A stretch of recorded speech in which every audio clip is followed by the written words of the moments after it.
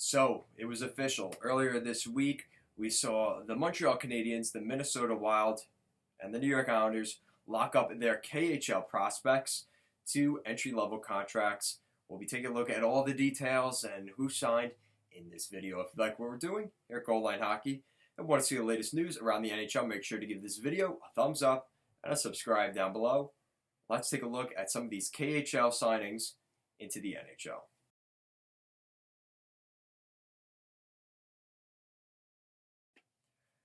So, a couple of hockey teams have been pretty happy this week, most notably the Montreal Canadiens, the Minnesota Wild, and the New York Islanders. Now, we actually have for each position a forward, a goaltender, and a defenseman, and we'll be taking a look at all three in this video. So, to start things off, all these players, two of the players have signed entry-level contracts. It's a one-year contract. They are not able to test they are not able to be tendered a qualifying offer in 2021.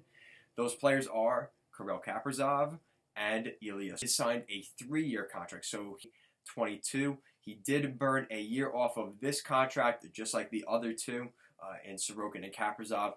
But the one difference is Romanov will not be a restricted free agent until 2022.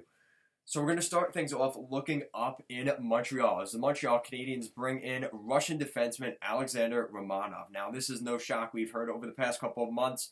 Actually, in the beginning of the pandemic, it looked like the Habs had pen to paper with Romanov on a contract. Fortunately, there was reports that it was getting a player outside of the NHL, which is done for bringing in Kirill Kaprizov.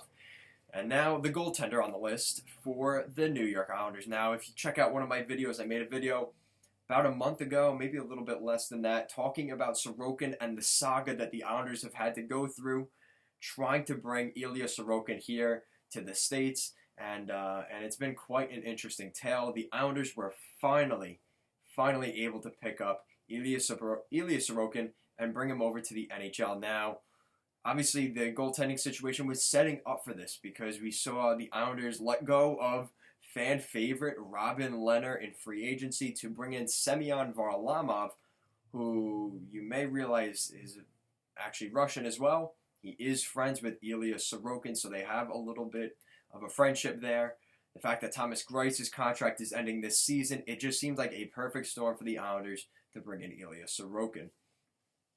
And obviously, hopefully that is their solution long term in terms of in between the pipes for the New York Islanders. So now that we've seen the Canadiens sign Romanov, the Islanders sign Ilya Sorokin, and the Minnesota Wild lock up Kirill Kaprizov, how did we get to this? So we're going to be taking a look at that now. So there was talk earlier this month that the NHL would not be allowing European or Russian players to be coming to the States this season. The NHL obviously has a very hard cap right now. They don't want to be bringing in more contracts, and they also don't want teams to have an advantage in the play-in round. So the Islanders, Ilya Sorokin, and Kirill Kaprizov, as well as Alex Romanov, cannot play in the play-in round series for their respective teams. They are allowed to attend training camp, which is huge for all three of those players.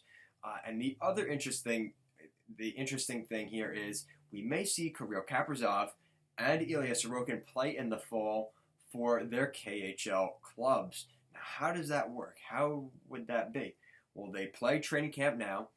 They're not going to be able to play in active professional hockey, and they don't want to wait till December, which is what we're projecting now. December 1st is likely when we'll see the 2020-2021 season begin. It's going to be more of a 2021 season, but December is still in there. So the 2020-2021 NHL season will more than likely start December 1st at this point.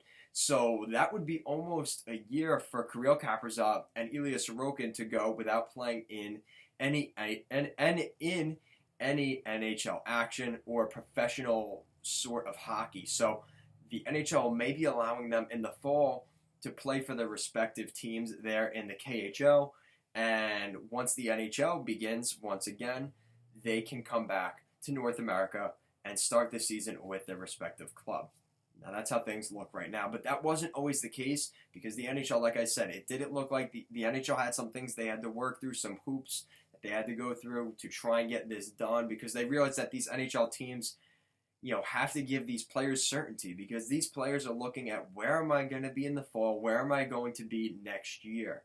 So that all had to get figured out during the summertime. This is usually when that gets figured out. Obviously, this year being a little bit of a different story, but this is huge. I mean, the Montreal Canadiens pick up another defenseman. Huge acquisition there for the Montreal Canadiens. A good puck-moving defenseman there in Romanov. Really would complement well with some of those older guys that are just not as fast and skilled as they once were.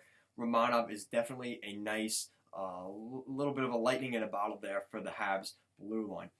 The Minnesota Wild, kind of the same story, but on their forward group. And I think this is a huge addition here for the Minnesota Wild. You have Kevin Fiala, Kirill Kaprizov, and Eric Staal on that first line. That's a pretty solid first line there for the Minnesota Wild. And not to mention, for the New York Islanders, it's been way too long of a wait. The Islanders have been waiting for a starting goaltender to finally come in. They let go of who most would say would be that starting goaltender potential in Robin Lehner.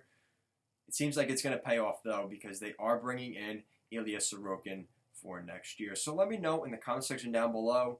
I know you guys were waiting for this video. Apologies for taking so long to get this up and out to you guys. But thank you for the patience and a couple of big signings for these NHL clubs. So if you like what we're doing here at Goal Line Hockey, want to see the latest news around the NHL, make sure to give this video a thumbs up and a subscribe down below. Thank you so much for watching, and have a great day.